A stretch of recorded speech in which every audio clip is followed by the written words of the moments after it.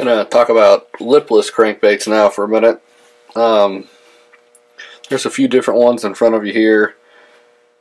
As you can see, the general overall shape and design of lipless crankbaits are all fairly similar. There are a few differences, but for the most part, pretty easy to tell what you're looking at.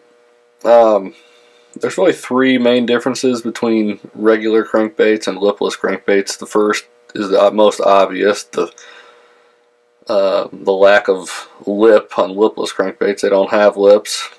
Second would be the shape and the action. Third, the overall versatility and fishability of lipless crankbaits compared to regular crankbaits. First of all, lipless crankbaits obviously do not have a lip like regular crankbaits. So what that means, there has to be a different place for the line tie to go. Most crankbaits on the lip is where the line tie would be. Since this doesn't have a lip, the line ties on lipless crankbaits are on the back. That kind of changes the way that the baits are going to move through the water as well. Since crankbaits have lips, most of them float. When you start reeling down, that lip catches water, causing the bait to go deeper. Well, lipless crankbaits, the overwhelming majority of them sink. So they're going to hit the bottom, you start reeling, that bait's going to come up. So it's the complete opposite of regular crankbait. Another difference is the body shape of lipless crankbaits. They're all pretty similar. I mean, there are subtle differences, as you can tell, but basically it's all the same.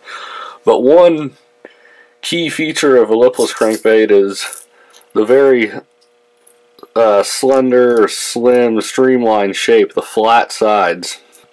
There are crankbaits that are flat-sided, but this is kind of a standard as far as lipless crankbaits are concerned. What that flat-sided shape and skinny design does is when the bait's being reeled through the water, it makes the bait have a real tight wobble. As opposed to regular crankbaits, a lot of times they'll have a real wide wobble like this. Well, lipless crankbaits have a real tight action. They don't get too wide.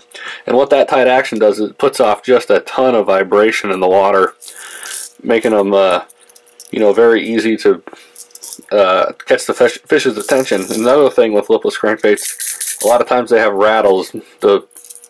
Definitely most of the time they do. So that really tight wobble and puts off a huge amount of vibration along with the rattles. These baits really get the fish's attention easily and makes them great for fishing dirtier water as well. Lipless crankbaits, the cool thing about them is they're really versatile. They can be fished several different ways. As opposed to crankbaits, which they can be, you can vary the retrieve or how you reel them in, but for the most part it's cast and reel. That's basically what regular crankbaits are. But lipless crankbaits are different because, for one, they're a great bait for fishing submerged grass. You cast it out and just slowly reel that bait in so it's just ticking the top of the grass, and if you ever get hung up in grass, you just jerk the rod up and these baits kind of rip out of the grass, and a lot of times that's when the fish will hit it. Another great way to fish them is just cast them out, let them sink to the bottom, and just very, very slow retrieve. You can creep it along the bottom, and that bait will just kind of shimmy and scoot along the bottom real slowly. And then another popular way to fish them, which you can't do with crankbaits at all, is called the yo-yo method.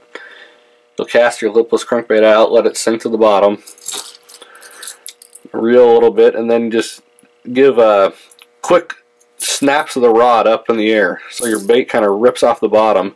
And then what you do is you just let it sink on its own, and it will kind of flutter and shimmy and fall with a real lifelike dying bait fish type action that can be just super great for catching fish at times. They really like to hit it on the natural fall like that. That's just kind of an introduction to lipless crankbaits. we can get into it with more detail later on, but that's just a kind of a good start. So hopefully you learn something new, and check them out and get yourself some lipless crankbaits, because they can be a lot of fun. Thanks.